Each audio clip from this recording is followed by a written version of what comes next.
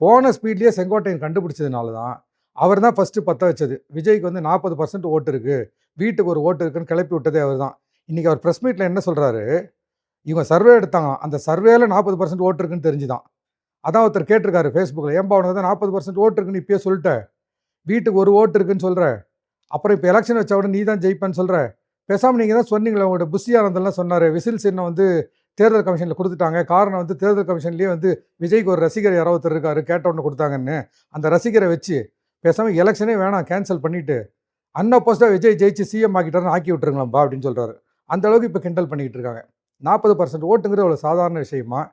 அது மட்டும் இல்ல. செங்கோட்டையன் பண்ற வேலை என்னன்னா, இப்ப நல்லா போய்க்கிட்டு இருந்த விஜயினுடைய கப்பல வந்து மொத்தமா கவுக்குற மாரி அடுத்த வேலைய பண்ண ஆரம்பிச்சிருக்காரு.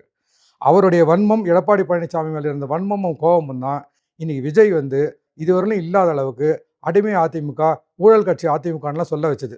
இவரு தான் இப்ப விஜய தூண்டி விட்டுருக்காரு அப்படின்றாங்க. அதுக்கு நல்ல ஆதாரம் என்னன்னா, கோயம்புத்தூர் பிரஸ் மீட்ல வந்து ஏர்போர்ட்ல நின்னு பேசும்போது செங்கோட்டையன் வந்து எடப்பாடி பழனிசாமி இப்படி அப்படி பேச மாட்டேங்கிறார். அவ்வளோ மோசமான வார்த்தைகள வந்து வர்ணிக்கிறாரு. கால்ல விழுந்து பதவி வாங்கினாருன்றாரு.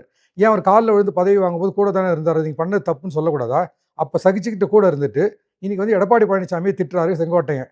அவருக்கு வந்து அடிபட்ட பாம்பு. உள்ளுக்குள்ள பழிவாங்குற குணம் இருக்கு. அந்த பழிவாங்குற எண்ணத்த தன்னுடைய ஆசையையும், வெறியையும் தீர்த்துக்கிறதுக்கு விஜய் ஒரு டூலா பயன்படுத்த ஆரம்பிச்சுட்டாரு. அது விஜய்க்கு தெரிய மாட்டேங்குது.